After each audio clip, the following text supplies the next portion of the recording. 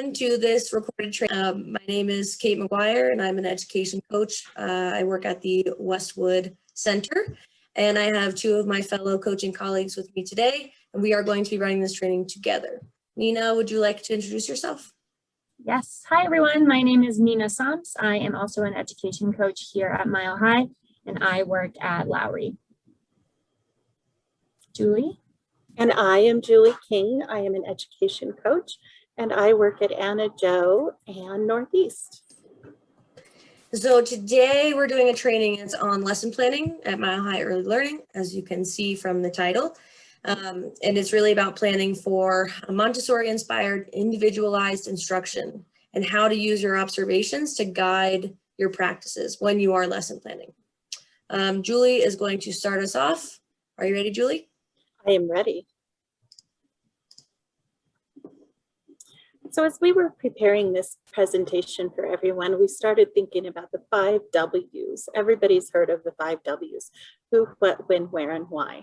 And when we're lesson planning, those are things that we need to take into consideration. So we're going to go through each of those W's and just hopefully kind of spark some creativity and thoughts for you that will help you as you're moving forward in the lesson planning process.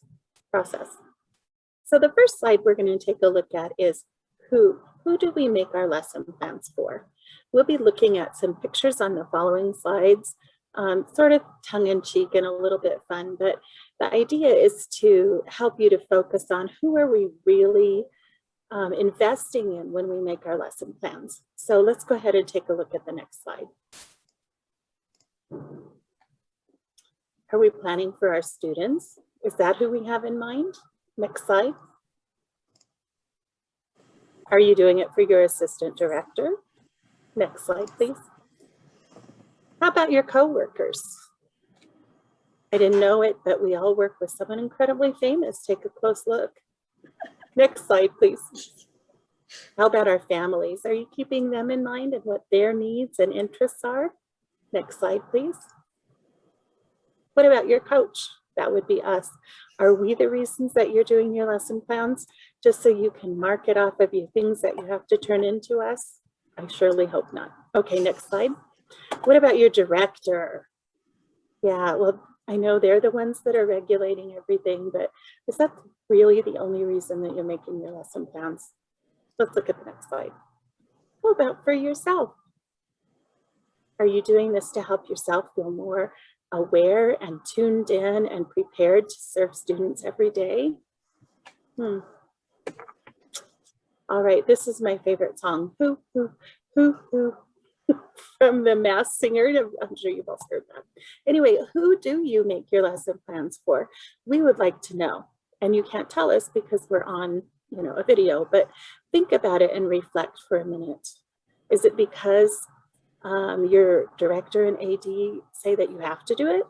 Is it because you know that you want to be prepared and organized for serving children in the next week? Is it so that you can gather data?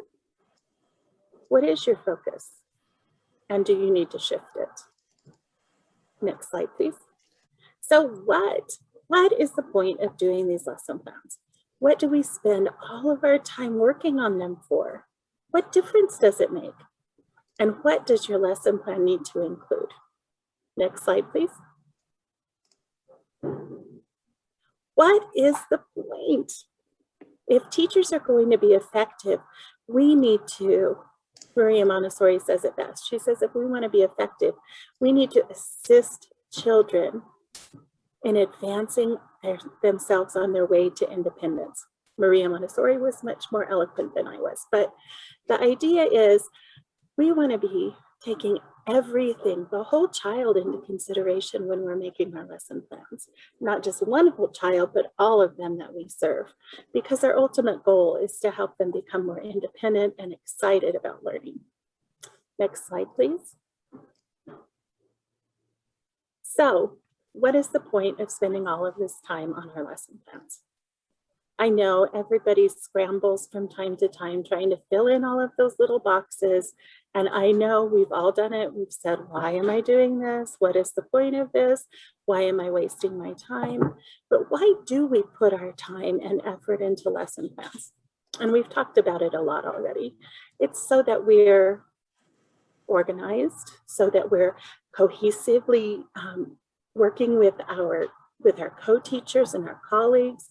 It's so that everything that we do is helping us to be more prepared to be with and enjoy time with the children.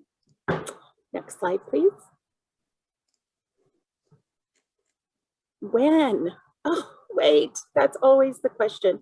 When am I going to have time to do all of this? When am I supposed to do it?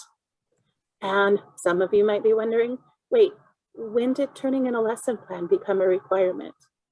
It's always been a requirement.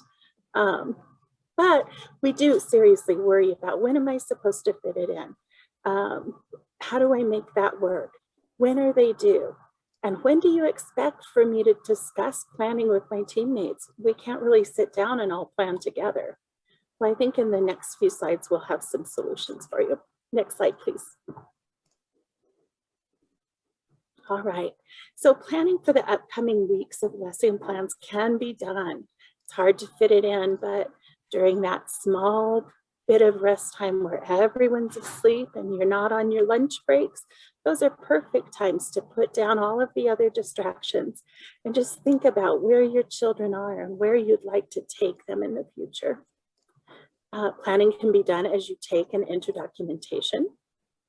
It can be done as you're observing the children and you notice that they're interested in maybe outer space or dinosaurs or whatever it is that they might be looking at and playing with that week. And it's a little known fact, but teachers should be blocking out 1 hour per day to step away from the students and work on your lesson plans. Now, if that's new information for you, you need to see your PD and AD and see how you can make that work. All right, next slide, please. Where? This is when I hand it off to my colleague, Miss Nina. Take it away. All right, everyone, we are going to get into the where. This is such a huge question. Where do we get ideas for our lesson plans, and where do we, how do we fill those little boxes like it says in there? The following slides, we will go over where we should look, maybe where we shouldn't look, or where we should look kind of when we're at our last resort, so to speak. Next slide. Pinterest. This is one that everyone seems to really love and can be an awesome resource, although we do feel that it should not be our first place to look. Next slide. Google. Google is very similar to Pinterest. A lot of great ideas out there on Google, but again, should be kind of a second line of defense. How to plan an entire year of preschool themes. So these next few slides will be sort of those generic, I don't want to say generic, but those resources online that at first sight look like they are great resources. Kate, you can go to the next slide. But a lot of these resources like this, they are very one size fits all, and they prevent us from being able to individualize for children. Even things like this, Montessori at Home preschool plans, when we first look at it, we might get really excited and think this looks perfect. And I think for some things, they can be good, but like I said earlier, should not be the first thing that we're putting on our lesson plan and shouldn't be the first place that we're looking.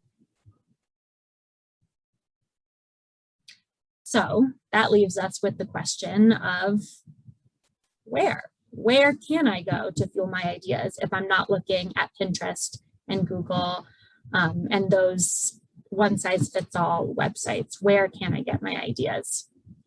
And this is where the interests of our students really comes into play, and observation and documentation becomes very important even without TSG in mind. So looking at your observations, you can decide, you can figure out with you and your co-teachers, what are the children interested in? What are they talking about? When you're sitting down to breakfast or lunch or snack, what what are they talking about with each other?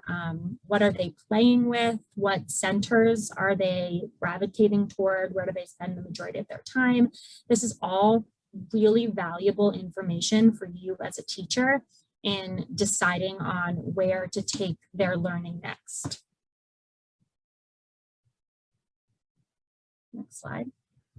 All right, so after the where, you have gathered all of these observations, you've listened to your children, you've spent time with them, you have photo, video, notes, you have ideas about where you want to take your lesson plan next. So this is a great time to ask yourself and ask your co-teachers, is this a learning experience? What I have planned a learning experience for this group of children?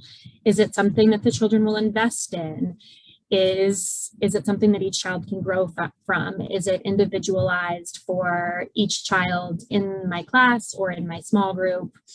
Is it open-ended? Is there one right way? Is there enough time in the day or in the time of day for me and my team to complete this activity with children? Is it something that builds off of the skills and the interests that the children have already shown us? All right, why? Why do we lesson plan? Why is it so important? And why do we talk about it so often? So what's great about lesson planning is that if you do it correctly with the children's interest in mind and with your observations in mind, then those challenging behaviors that you're seeing in your classroom, they will likely decrease. Because if children are engaged, active participants in their own learning, then you will see fewer challenging behaviors. When children's interests are followed and respected, we have the ability to foster this lifelong love of learning in children that hopefully they can carry with them through their entire educational career. So that will definitely increase with lesson planning, especially when lesson planning with observation and documentation in mind. A sense of community will also be increased, that those relationships that you have with your students and the relationships that they have with each other will continue to grow with adequate lesson planning. Preparation fatigue and Monday morning panic, admitted, we've all felt that. That will decrease when we are able to lesson plan 2 weeks in advance, especially, and with observations in mind. And your planning becomes easier and you can enjoy the time with the children. Thank you, Nina. All of that, very good information, super helpful. We kind of want to take a little detour though right now and check in with some Mile High teaching teams. So we have a couple clips of some teachers that we've interviewed, just asking them about their lesson planning process, maybe some challenges that they face when lesson planning, and also where they go to get their ideas and how they know when the activities that they are planning are developmentally appropriate. Just a little taste of everything. So please sit back and enjoy the video. All right. I think coming up with ideas for our lesson planning goes off of the ideas of our children in class, what their interests are, what they think is fun. If they like playing games, then we focus on what games they like, or if they like certain animals or environments, like if they love the ocean, we learn about the ocean. And then just go like build on that more and more. Is that loud enough? Do you do research online to like find ideas? Do you creatively come up with ideas together through brainstorming? Like, do you get ideas from other classrooms, like and what you've seen other teachers do? Like, I think it's a combination, honestly, of all three. I do a lot of Pinterest, because I do feel like they have a lot of fun, interactive, hands-on activities. But the teachers that I've been in classrooms with, I have learned from them as well, and some of the ideas that they bring to the table helps me to help our children better. And I think it's also like different ages, having experience like outside the preschool setting, like, oh, what could we grow into? Or what are your maybe like older siblings learning? And having like taught outside of preschool, but also young as toddlers. Because in a preschool setting, we have a variety of abilities, learning styles, and ages. So we have some that have just become like moved out of the toddler phase, and some as much as moving into kindergarten. So we need to have like, it needs to be different levels, and it needs to be the scaffolding. Yeah. If you do find something on Pinterest, how do you decide if it's something that's developmentally appropriate, or if it's something that is like a no-go or like not a good? Because Pinterest can be tricky, right? Yes. So for me, I look for like the most engaging things and things that I've seen in preschool settings, like activities that we have done in the past that maybe somebody vamped up a little bit to make it more interesting. I'm trying to think of like a good example. So like the water beads, like I never even would have thought that would be something that, would be appropriate, but it is, because they're learning so much throughout all levels. They're learning their language, they're testing how things feel, sync, flow, all these different things. So it's kind of how I look at it. Cool. The activity is going to come up with what they interest in it, and the part of the teacher is coming what they need, because based off our observation, we know Johnny needs some activity for fine motor, so we balance it with their interest and their need. Question is, when do you make time to talk to your co-teachers about your observations or the lesson plan? Well, I feel like we have a lot of time throughout the day now, just because we have a pretty good foundation and routine in our classroom. So we have like a good amount of time to just like, if it's kind of like a chill moment in the room, we're able to just kind of talk about like what we noticed in that moment. And we also do a lot of like sticky note observations like as we go. Yeah. And then we do a lot of our lesson planning during nap time. So when we're both here right at the beginning, we're able to, like right before lunches, we're able to like get, like bounce ideas off of each other or like look up ideas. I think right now, after I came back, I saw that Savannah went in with the kids and was brainstorming ideas with them. So a lot of our ideas really come from like what the kids want to learn, like what they're interested right now. Yeah. And then we could kind of work and figure out, like maybe there's like a Pinterest idea where someone was talking about cars and how to explain that to preschoolers, or we're just kind of creative with it and ask the kids like, okay, so how can we do that? What exactly where do we want to take this? I think since the beginning we had like a really good relationship where we're just very open with each other, and we're always just kind of like, hey, you want to do that this week? Yeah, let's do it. Like just very with the flow. And it's like if one of us has an idea, we'll try and do some activities around it.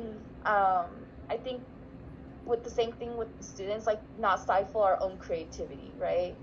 Try to merge it into something that's productive and maybe the kids would enjoy. And if it doesn't work out, then we scrap the idea and we work on something different. And then even if we have like problems with the student, or like we notice something's like a little off, we're like, hey, like come over here, like what's going on with this? So we're just like very open with our communication, and whether it's even verbal or even like written down or through emails, like we're just very communicative, and that's been great for our classroom and our relationship.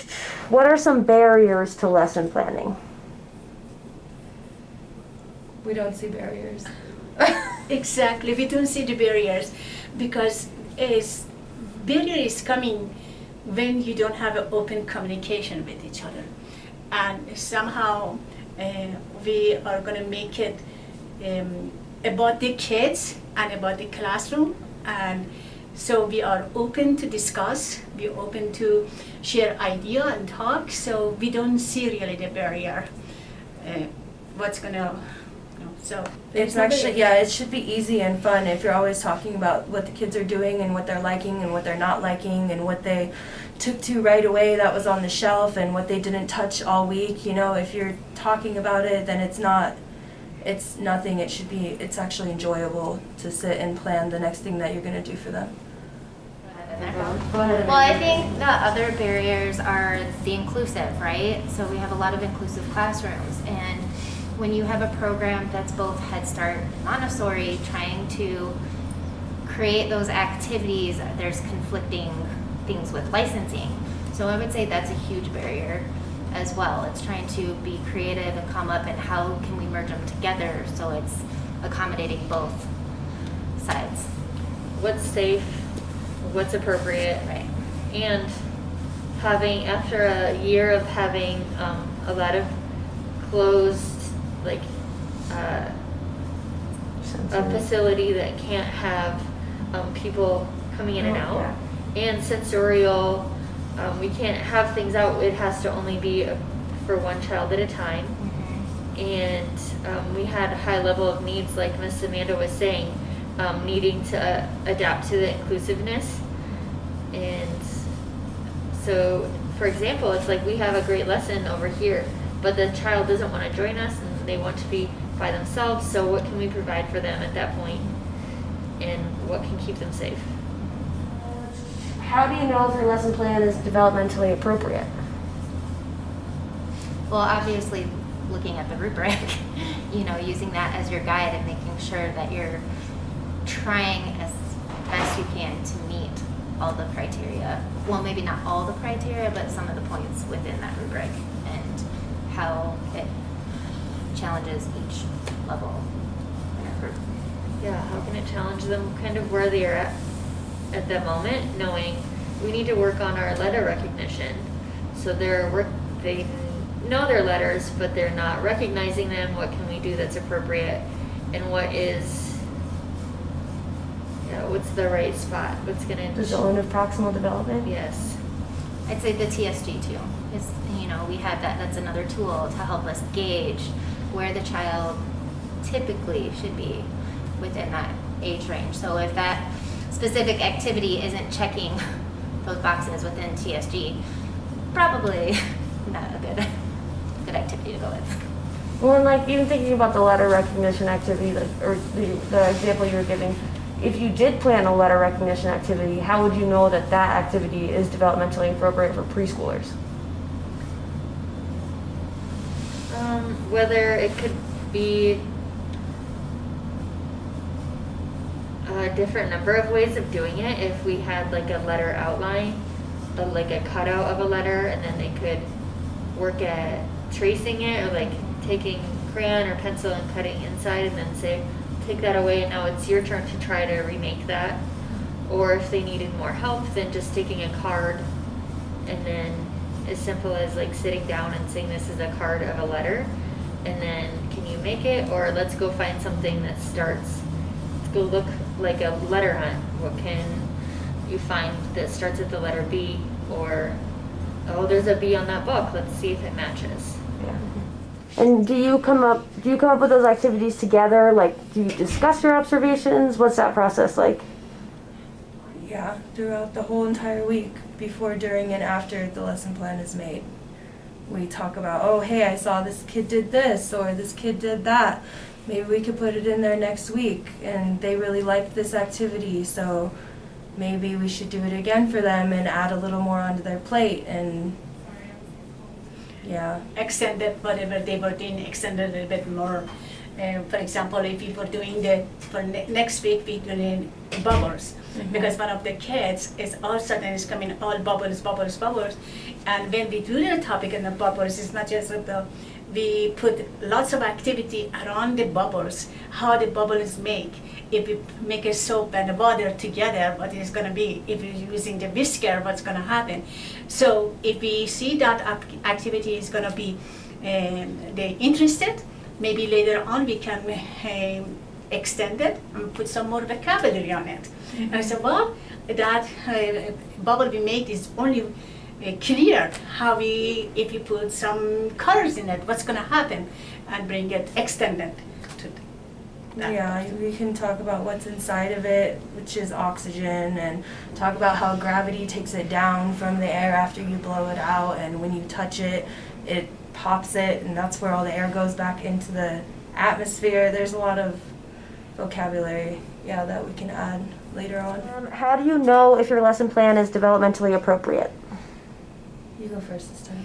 Okay, and as we said at beginning, is the lesson planning is based on their interest and their need. Their need, because we're observing based off our observation that Johnny needs activity to build up relationship with the adult. So that's why we know we go to TSG, pick up the activity. We know that exactly is following that Johnny's needs, so developmentally is right. Plus that we have that opportunity for the students to hands-on work. Whatever they want to do, smell it, put it in their mouth. One day we were making it a Play-Doh, and one of our kiddos eating constantly that flower. It's okay, this is the way they're learning it. We were making sure their hands was washed, the Play-Doh is only for that person, so it's not going to touch anybody else of a flower and put it in the mouth. So that's why we know developmentally it's correct for our students, because they can walk around with it, smell it, feel it, touch it. It's hands-on. Yeah, hands-on. We were actually talking about this yesterday or the day before or something, and I had to think about what kind of that means to make sure something is developmentally appropriate. The words sound like you're just talking about like age range, which it's part of it, but really it's where the kid is at.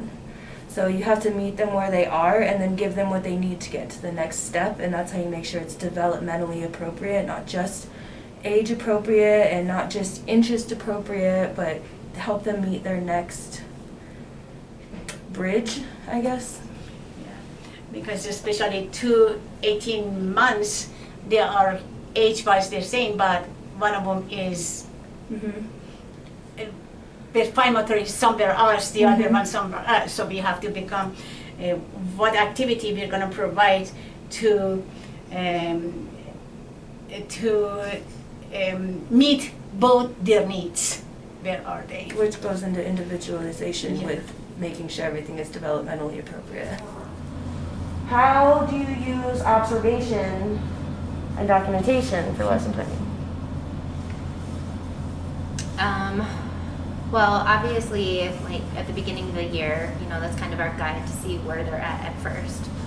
And then as we document and notice, like, for example, scissor cutting. This is probably the easiest one for me to, like, come up with.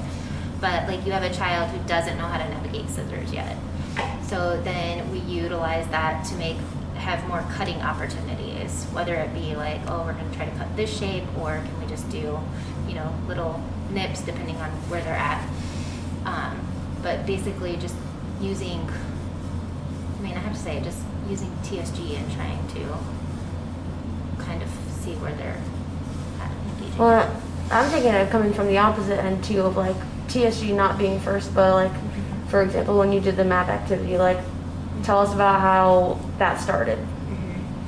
The map activity? Map, what was that born out of? One of the little girls started drawing one, and when we asked her, she was like, it's a map. And we're like, a map? Like, what do you know about maps? And she's like, to find treasure. And we're like, maybe we could make one and make our own treasure map and hide it and see if we can, use our map to find it. And so that's how that kind of, so I guess where you're coming from is like the interest of the child, something that they bring to our attention, and then we plan activity around that idea. So yeah, that week it had been around St.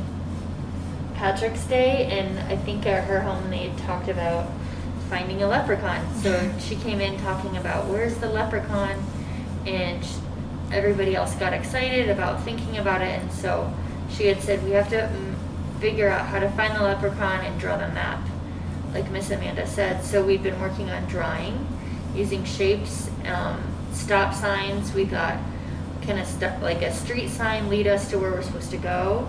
And what is a map? What are the details of a map? And then trying to get them excited to say, oh, if we put this on a map, then where will it lead? And yeah, it's kind of like finding treasure. And if there's like a goal in mind, then that's exciting. And when I came in, there were several pictures of maps on the wall. How long did that interest last for them, would you say? Maybe a few weeks. Yeah, they were really into it. We had Especially when you moved drew on. yours. No, it's okay. When you drew yours too, because then they're like, "Oh, how did you make that?" And Miss Jamie was trying to explain. Like, you can use shapes to make pictures. So you're able to incorporate math, social studies, even art in making the maps. You could even include literacy if they're writing their names or labeling the maps. And in turn, that covers all different areas of development. Yeah, right. Just wanted to make a note of that. Definitely your culture, your community. Yeah. And did that shape your lesson plans for those weeks after? Yeah. Yeah. They had, a few of the kids had moved on from that point. So after 2 weeks, we decided to do something else, but they were still thinking about, I'm going to draw my own map today. And we said, okay, that's great. And like then we would use it in whatever we'd been talking about. Like, we're talking about the ocean. Do you think the ocean has maps? Or can you include some fish in your map? Would that be a good idea or not? And there's anything that you could use in a map.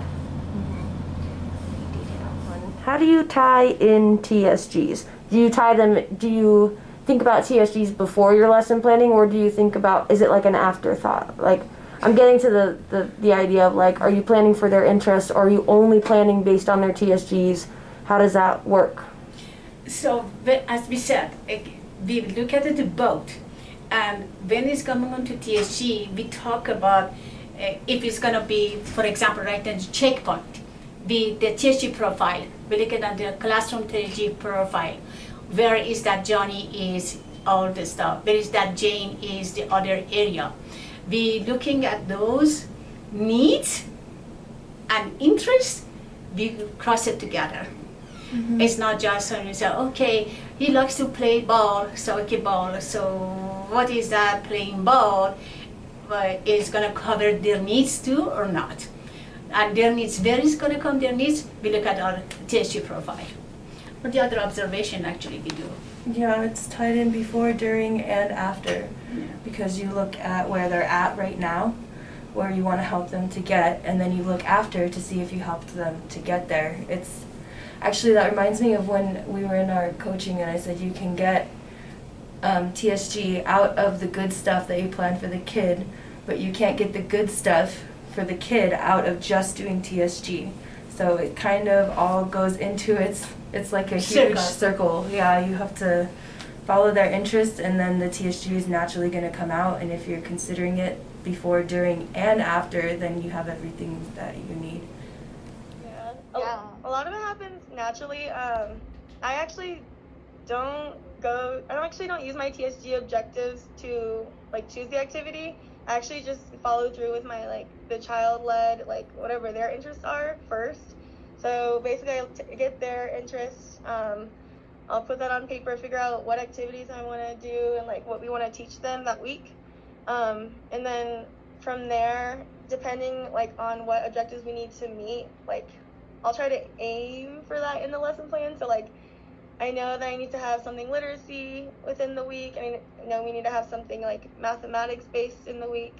And then if I know, like, for example, if we're going on a nature walk, I know that's going to be like a social studies category in TSG. So just like really being intentional of like what we're doing and then having a good idea of what the objectives are and putting those into place in the lesson plan, if that makes sense. It makes perfect sense. Thank you.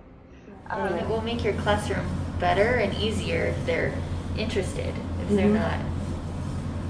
Well, another thing I think teachers need to be reminded of is like during that time, like because a lot of us want to do the academic stuff, right? So all of that does come if you're actually listening and engaging with them, because if you're not doing any of those things, it just makes it a lot harder. Just how can we be creative, open your mind, and what are all the things you can use? And I feel like now at this time in education, there's so much technology to use. There are more resources, and it could just be as basic as using like recycled materials, natural material, stuff they have at home. I guess like don't stress yourself out when it comes to lesson planning. Like sometimes it is okay to just have like just a center time. Like you don't need to have a small group activity every single day or even a whole group. And even if you do, like it could just be something really small at circle time, like a color scavenger hunt or, you know, a name game. So even like the small interactions are fine. So just don't stress yourself out when you don't know what you want to do in a certain week or day. And just like connect with the kids. Like that's the most important part. Yeah, making them feel that they are more than welcome to talk to you and give you ideas. That's really a good foundation to set in your classroom. Just making the kid always feel like, oh, like I can always talk to my teacher about anything, and they'll listen to me and give me advice or just hear me out. The video. Awesome. All right, so now you've heard from some Mile High teachers. Maybe it gave you a little bit of inspiration. Maybe you heard things that you were thinking, oh, wow, I feel that exact same way. Or, yep, those things are challenging to me too. Or maybe you got some good new ideas for how you want to lesson plan. And besides that, we also want to think about what you already have in your toolbox. So all teachers at Mile High have all of these things already in their toolboxes, right? You have the MI rubric.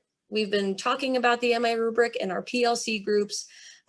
We talk about it when we do our coaching at the start of the cycle and at the end of the cycle. It really should be something that you are referring to often to check and make sure that what you are planning for the children aligns with developmentally appropriate practices. And our MI rubric is all about being developmentally appropriate and what is best practice. You also have TSGs, or Teaching Strategies Gold.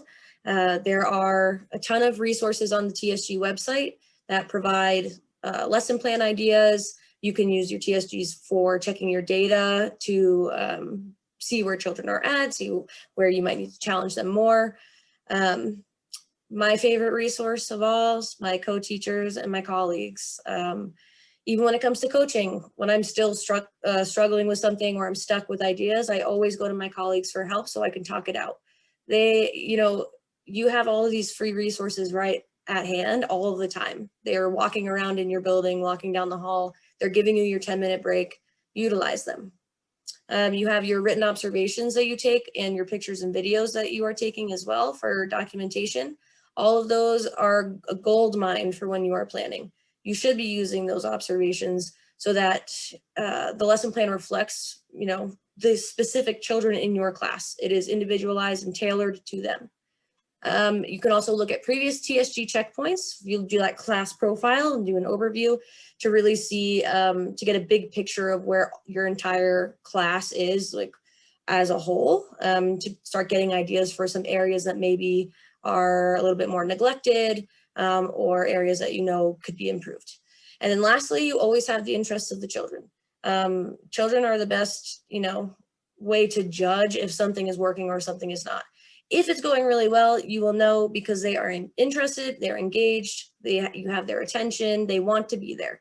If they are squirrely and moving around, or they don't really want to sit with you anymore, or they don't want to be at whatever activity it is you're doing, it's probably not engaging them. You just have to watch really closely and carefully and write down what you are seeing that they are interested in, write down what they are saying, and talk to your colleagues so that you can compare notes, and the picture becomes a lot clearer when you do that. So just briefly want to talk about emergent curriculum. Emergent curriculum equals developmentally appropriate practice. If you aren't sure what emergent curriculum is, or you've heard it before and you're not quite sure, we're here to tell you that emergent curriculum is when you plan activities and projects based on the interests of the specific children in your class. When I was looking at those slides earlier that Nina was talking about with those like that year of themes, you could do that every year if you wanted to, but that's not tailored to your children. Every year you get, and sometimes halfway through the year, you get new kids who come into your classroom as others age out or spaces open up. The community in your classroom changes every year. And so your lesson planning and the activities that you plan need to be based on the children who are in your care that year. They need to be tailored to the community. It really takes, emergent curriculum takes children's skills and their needs into consideration as well. So you're not just planning an activity based on their interests, you're also thinking about where are they developmentally, what do I need to do to individualize this activity for that child? Oftentimes though, if you are following their interests, the activities you plan will be accessible for all children most of the time, but you do want to make sure you're being, individualizing when it comes to picking out your TSG objectives and what children you're going to be really paying extra close, attention to if you're trying to track data for them. And then lastly, emergent curriculum and the MI approach work seamlessly together. They are both, based in best practice. They both represent what is developmentally appropriate for children. In our live training, we'll go into a lot more detail about how to know if something is developmentally appropriate. And when we do that, you will begin to see how all of the things on the MI rubric and all of the aspects of emergent curriculum are all rooted in what is, DAP or developmentally appropriate. So lastly, we have a video for you. Julie, Nina, and I did a mock lesson planning session. We put ourselves into the shoes of teachers. We've all been teachers in the classroom before. So we, engaged in a lesson planning session based on our pretend children that we have in our classroom. And we wanted to give you an idea about what a conversation with your colleagues could look like. So as you're listening to the conversation between the teachers, I want you to think about the TSG objectives that are coming to mind as you're listening to the activities that they are planning. I want you to think about how the conversation represents emergent curriculum, as well as how it represents the MI approach.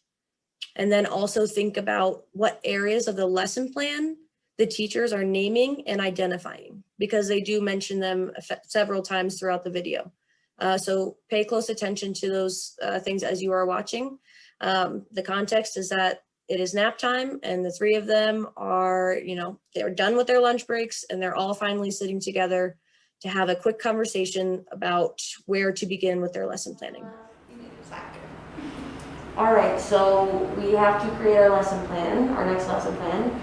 And I wanted to talk to the two of you to see what sort of things you've noticed around the classroom about what the children are interested in. Has there been anything that stood out to you? Just so we can get some ideas going for what we want to put on the lesson plan.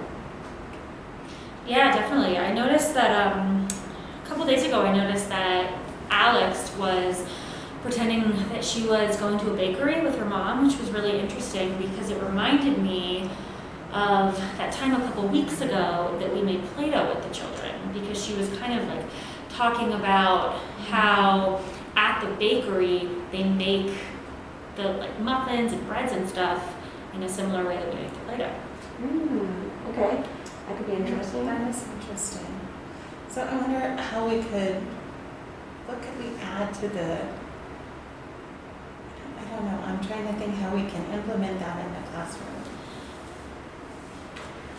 Well, I've made Play-Doh with the kids a few times, and actually some of the kids, when I've been making it with them, there's a group of them that have been really interested in like the sensory part of like the flour and the salt. They've been wanting to taste it and smell it, and they're really fascinated with the ingredients while we're making the Play-Doh. And they really love doing the measuring part and helping to mix it. And so I'm wondering how we can, marry these two ideas together, what direction we can take the Play-Doh making in. Well, I really like the concept of connecting baking with the Play-Doh because the ingredients are the same. So if we were to make Play-Doh with the children, I don't know, how could we then? And kind of tie dramatic play into it, because the children have been really interested in dramatic play and acting this kind of stuff out. So I wonder if we brought in some new materials into the dramatic play section, kind of alongside the Play-Doh making, and see what that would look like, maybe? Oh yeah, that'd be great. So we can change out some of the materials in dramatic play. We can put that under, I'm wondering what we could put. We could add maybe some like measuring cups, some mixing bowls, and some spoons. Some paper and pencils and markers and clipboards for menus and recipes and stuff like that. Yeah, definitely. Definitely want to encourage them to be writing. You know, I use this sheet of paper when I've been making the Play-Doh with them to show them the steps to making the Play-Doh, and I actually saw one child like took a piece of paper and was trying to write the directions themselves and draw the steps too. So maybe if we add some, like you said, paper, markers, pencils, yeah, then they can, you know, maybe they'll be inspired to write the directions to whatever they're baking in dramatic play. I like that a lot. I like that a lot. And I like the connection between the Play-Doh and the bakery too, because it's tying those concepts together. Yeah, it's really cool. Right. So, and maybe once the Play-Doh is made too, we can even add in some like loose parts with the Play-Doh, or I'd be willing to go outside with the children and we could collect sticks and rocks and stuff to work in with the Play-Doh and see what they do with that. For sure. Because I've noticed some of the kids are like grabbing some of the materials off of the shelf that are what's around like the art area. Like some of them have been taking things even like off the science shelf, just random stuff to try to mix into the Play-Doh when they're building. And so maybe if we're more intentional and get, like you said, if we add some like natural loose parts, like some sticks or some rocks that they collect on their own, that could be something we do outside as like an intentional activity. I like that. And now that I'm thinking about it, Avery has been filling up her pockets with rocks and sticks before we come inside anyhow. So that would kind of curb that behavior and make it more productive and appropriate. So I really like that idea too. For sure. Yeah. And it'll create a collection in our classroom. Absolutely. You know, they can use those for other things if they want later on. So for changes to the environment on the lesson plan, we can add the mixing spoon, measuring cups, mixing bowls, maybe an apron. You know what? One of the children was actually pretending that they had a chef's hat on a couple weeks ago, so we could get something around like making hats or something. For sure. That's a good idea. We could add materials for that even to the art area. Yeah. And I know most of us already have all of these in our centers, but the writing materials, we need to be sure that we really up that in the dramatic play as well. Yeah. So that can be for changes to the environment for dramatic play. I've got those things we listed, but then I'll also add paper and markers. And then when thinking about the Play-Doh, and you said taking them outside and collecting sticks and rocks, we can do that for, I'd say probably like 2 days on the lesson plan of sort of outdoor activities. Absolutely. Collecting rocks and sticks. And then, but you know, I think we need to back up because we're talking about what we'll do with the Play-Doh. We didn't really make a plan for how we're going to. That's a good point of kind of implementing the making part.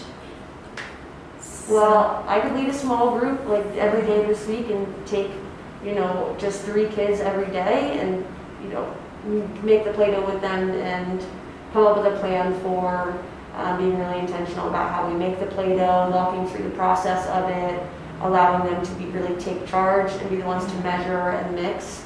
And then I can work with 3 different kids every day so that all of the children have a chance to be in the small group without it being too overwhelming or trying to get a lot of kids through at once. Right. So that could be what we do for small groups all week. For the whole week, yeah. Yeah, and we'll just pick the kids up and make the groups as we need to. Okay? All right. That looks really good. Yeah. Okay. Well, I was noticing as I was watching in the block area the other day. We have 2 friends who every day they choose to go and play, work in that center, and every day it's the same thing. They build things up and then they smash them down, or they make a long line with the blocks and then they just shove whatever they can across it, and it's really getting to be pretty aggressive and disturbing. And so I was trying to think of a way that maybe we could give them something more productive to do. Yes, so that they're doing something appropriate with it, but still meeting that need to have to push and explore. Yeah, it's definitely really frustrating whenever, I've seen that from across the room too, and you know, there have been several times where they've flown the cars and it's either almost hit someone or it has hit someone, and they definitely need to find a way to channel that energy. Channel that interest in speed and physics in a way. Yeah. Well, that makes me think of a book that I was reading the other day with one of the children. It's called Fast and Slow, How Things Move. And so maybe that would be something we could add in that would sort of channel it a little bit and give them some ideas of where to steer their work in the block area. So I really like that. Yeah, and gives them more vocabulary too, and a chance to talk about all those different concepts like of physics, right? Like the fast to slow, making something steeper or more, what's it called? Flatter? More different angles. And maybe we need to add some other materials other than cars. And things that roll. Balls. Gosh, what else rolls? I found some marbles in the resource closet the other day that we could also add to. And I think how we introduce them will be really important, and kind of being intentional. Maybe we can do it at morning meeting and introduce one material at a time so the children can get used to how the material works and how it feels and how to use it. So at morning circle, we could, maybe on the Monday, we can introduce the materials that we're adding to the block area, like, you know, if we have marbles or some other different size balls, different weights. That's what I was thinking. And I also saw some like cardboard ramps and tubes in the closet too the other day that we could also begin introducing as another element to their block play. I think it would be really fun to have one of us.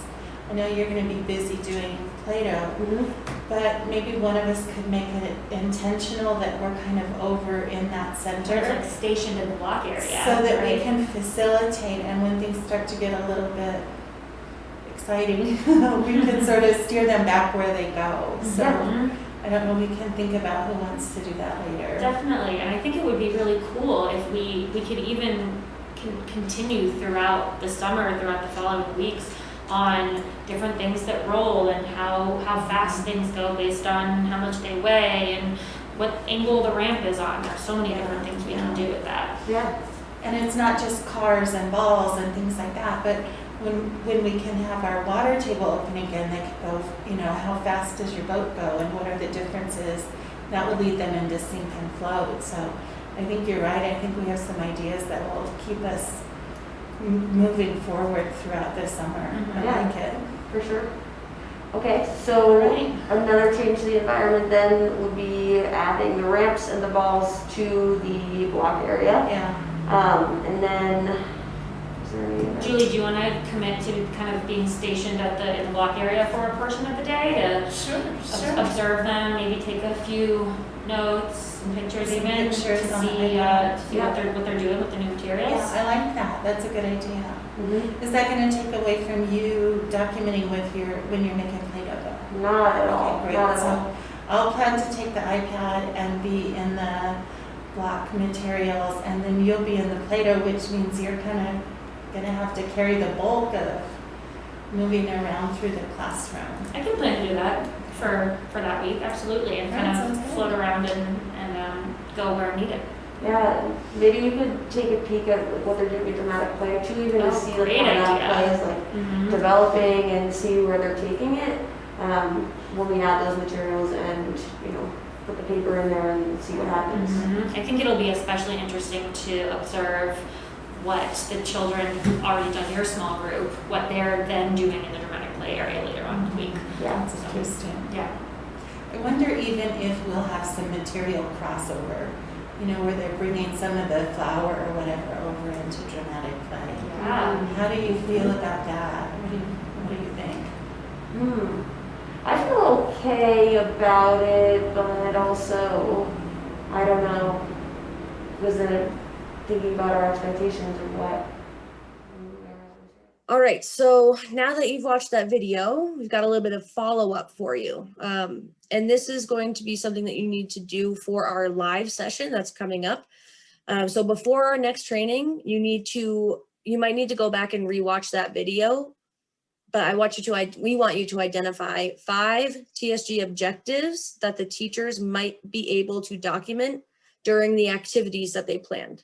So you heard about the Play-Doh, you've heard about the dramatic play area with the bakery, you heard about the block area, you heard about what they're doing when they go outside for collecting those sticks and stones. There are a ton of areas that they covered when they were talking about those activities. So we want you to go back if you need to and rewatch, but if you don't need to, great. Just identify 5 objectives. And then when we meet for our live training, we will ask you about those. So please make sure you write them down. So in summary, what we went over today, you know, the who, what, where, when, and why of lesson planning, right? You know, we create lesson plans for our students, not for our director, not for our assistant director, not for our coach. We make those lesson plans for our students to provide them with intentional, engaging learning experiences. And we also create those lesson plans for ourselves and our teaching team so that we come to work and we feel prepared and everyone is on the same page, literally. We also went over, you know, using observations to make plan your activities based on what the children are interested in or what skills they may need support in developing. You know, everything that you put on your lesson plan really needs to come from your observations. I think one of the most important things to take away from this recorded session today is that the best planning comes from conversation and collaboration. You know, Pinterest, Google, online resources, books, those can be good ideas for, you know, places or good places to get ideas. However, some of the best planning comes just from conversation with your colleagues. You know, we are fountains of knowledge. We are all pretty creative if we are in this field for the most part. And as you can see, you know, Julie, Nina, and I were able to come up with all of these really rich activities for the lesson plan and they weren't even real children. I'm sure you can get a lot more engaging or a lot more rich conversation about the children who are real in your classroom with your fellow colleagues, co-teachers, whoever is in your room with you. And then lastly, keep in mind that emergent curriculum and the MI approach work together in unison. We will go into that in a bit more depth during our next session. So just be prepared for that. And that is the end. All right, thank you all for joining us today. We look forward to seeing you at our live session and yeah, have a wonderful rest of your day.